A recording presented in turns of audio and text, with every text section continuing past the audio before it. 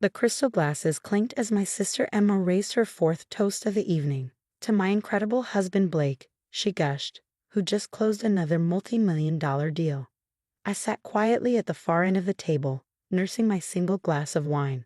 These monthly family dinners had become an exercise in humility or humiliation, depending on how you looked at it.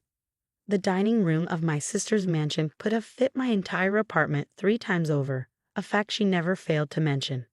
James, Blake's voice carried across the table, dripping with false concern. Still working at that tiny investment firm. What do you call it again? Mitchell Advisory. Before I could answer, Emma jumped in. Oh, Blake, don't embarrass him. Not everyone can be as successful as you. I gripped my fork tighter, thinking about the documents sitting on my desk at work. Documents that would wipe the smug smile right off Blake's face. But not yet. Timing was everything in this game. Actually, I said calmly, we're doing quite well. Blake laughed, adjusting his Rolex. Quite well? Is that why you're still driving that 10-year-old Honda? Come on, James. When I was your age, I was already making partner at Sterling Capital. My mother, ever eager to keep peace, tried to change the subject. The food is lovely, Emma. Did your new chef prepare this? But Blake wasn't finished.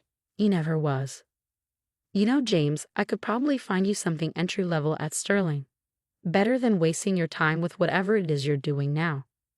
I thought about the irony of his offer. Blake Thompson, the self-proclaimed king of Wall Street, had no idea that his entire future was currently sitting in my office safe. I appreciate the offer, I replied, cutting into my steak, but I'm exactly where I need to be. Emma rolled her eyes. James, don't be proud. Blake's trying to help you. God knows you need it. Our father, who had been quietly observing, finally spoke up. Now, Emma, your brother works hard. At what? Blake interrupted. Pushing papers at some no-name firm? Please, he's barely making ends meet while Emma has everything she could ever want. I made sure of that. I watched my sister beam at her husband, completely oblivious to the condescension in his voice. She'd always been like that, so eager for approval that she'd accept any form of attention, even if it came at someone else's expense. Tell me, Blake, I said, setting down my fork. How's the global tech merger coming along? His hand froze halfway to his wine glass. How do you know about that? I shrugged. News travels fast in finance. Heard there might be some complications. Nothing I can't handle, he snapped, but I caught the flicker of concern in his eyes. Sterling Capital has everything under control. Emma, oblivious to the sudden tension, laughed. Of course you do, honey. You're the best at what you do. Unlike some people who never reach their potential. The dig was meant to hurt, but I just smiled. If only they knew that Mitchell Advisory, my supposedly tiny firm, had been systematically acquiring controlling interests in key companies for the past 5 years. We operated through a complex network of shell corporations and subsidiaries, our true size hidden from public view. Blake had recovered his composure. Actually, James, since you brought it up, the global tech merger will be my biggest deal yet. Once it's complete, we're looking at a $900 million valuation, but that's probably more money than you'll see in your lifetime. My mother shifted uncomfortably. Blake, perhaps we could discuss something else. No, he waved her off. James should hear this. Maybe it'll motivate him to finally do something with his life. You know, when I first met Emma, I couldn't believe she had a brother who was such a... What's the word I'm looking for? Disappointment, Emma supplied helpfully. That's it. Blake snapped his fingers. A disappointment. I mean, same parents, same opportunities, but look at the difference. Emma married well, lives in luxury, while you... He gestured at my simple suit. Well, you're still a nobody. The table fell silent. My father started to protest, but I held up my hand. You're right, Blake. The difference is remarkable. I stood up, placing my napkin beside my plate. Thank you for dinner, Emma. I should head out, early meeting tomorrow. Running away. Blake smirked. Can't handle the truth. I paused at the door. Actually, I have some papers to review. Something about a merger. His face tightened slightly, but he played it off with a laugh. Right. I'm sure your little advisory firm handles real mergers all the time. If he only knew that Mitchell Advisory was just the tip of the iceberg. Below the surface lay Mitchell Global Holdings, one of the largest private equity firms in the country. We specialized in strategic acquisitions and corporate restructuring, operating entirely in the shadows. Walking to my car, yes, the 10-year-old Honda that Blake loved to mock, I thought about the meeting scheduled for tomorrow morning, the one where Blake would discover exactly who held the power to approve or deny his precious merger. My phone buzzed. A message from my senior partner, everything in place for tomorrow. Thompson won't know what hit him. I typed back a quick response. Perfect. Time to show my brother-in-law what a nobody can do. Driving home, I reflected on how it had come to this. After graduating from Harvard Business School, something Blake didn't know about, I'd let them all believe I went to state college. I could have taken the conventional route. High-profile firm, flashy office, expensive car. But I saw an opportunity to build something different. Mitchell Advisory was my cover, a small, seemingly insignificant firm that no one would look twice at. Meanwhile, Mitchell Global Holdings worked behind the scenes, acquiring companies, restructuring corporations, and building an empire that would make Sterling Capital look like a corner store. Tomorrow, Blake Thompson would learn the hard way that appearances can be deceiving. His precious merger, the deal he'd been bragging about for months, hung by a thread that I controlled. I pulled into my apartment complex, nice but not flashy, exactly how I wanted it. My phone buzzed again. Emma, this time, you left so early. Blake was just trying to help. Why can't you accept that you're not as successful as him? I didn't respond. Tomorrow would be response enough. Inside my apartment, I opened my safe and pulled up the Global Tech merger documents. Blake's signature was there, along with various board members and stakeholders. But one signature was still needed. The CEO of Mitchell Global Holdings, the company that had quietly become Global Tech's majority shareholder. My signature. I poured myself a scotch and settled into my chair, reviewing the papers one last time. In less than 12 hours, Blake Thompson would discover that his biggest deal, his crowning achievement, rested entirely in the hands of the nobody he loved to mock. Sometimes success doesn't need to be flashy. Sometimes it's better to be underestimated, to work in the shadows while others preen in the spotlight. Blake had chosen to build his reputation on arrogance and public displays of wealth. I had chosen a different path. Tomorrow we'd see which path led to real power. The next morning, I arrived at Sterling Capital's headquarters an hour early.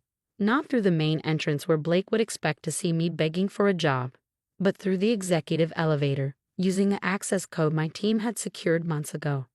The top-floor conference room offered a stunning view of the city skyline.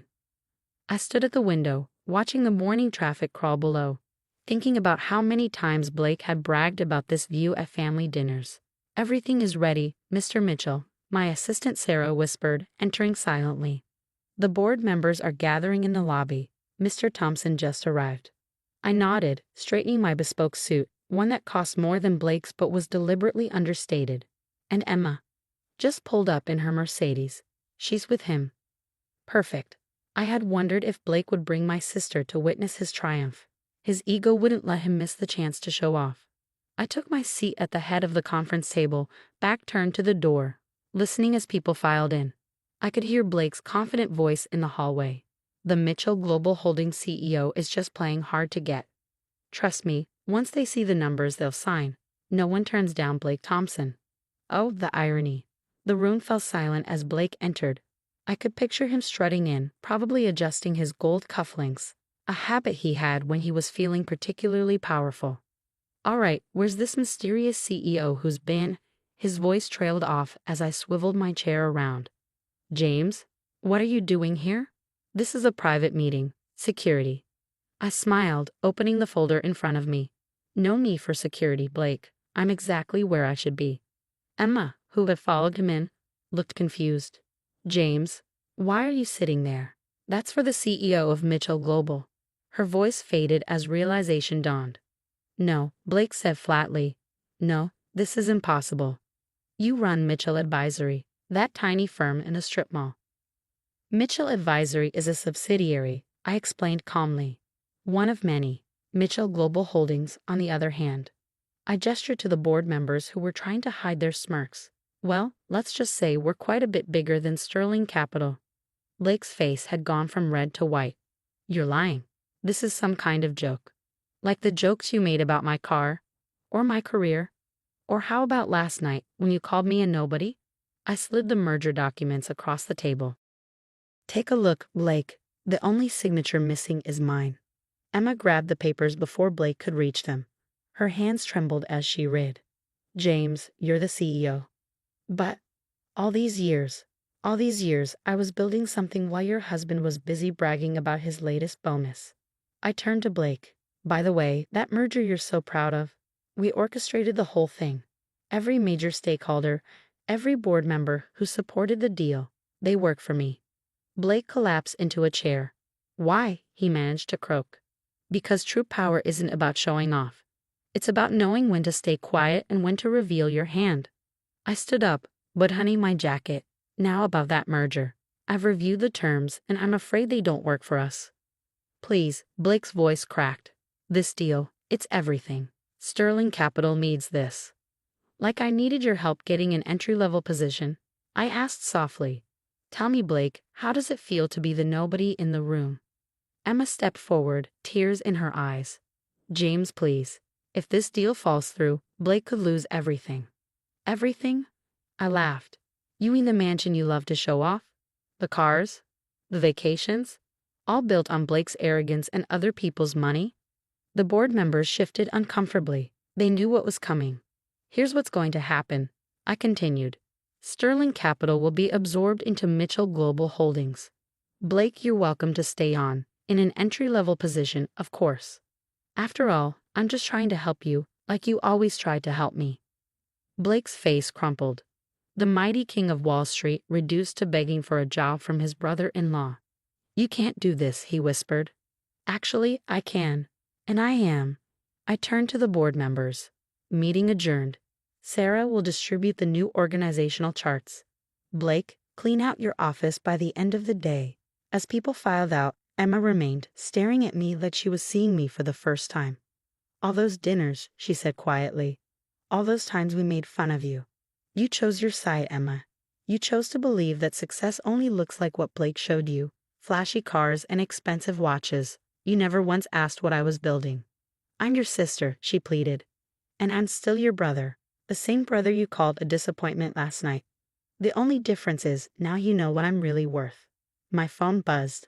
Another major deal requiring my attention. Real power never rests. I have another meeting, I told them. Blake, security will supervise while you pack up. Emma, I'll see you at the next family dinner. I think it's my turn to host. As I walked out, I heard Emma burst into tears and Blake's heavy breathing as he faced his new reality. Part of me felt a twinge of sympathy, but I pushed it aside.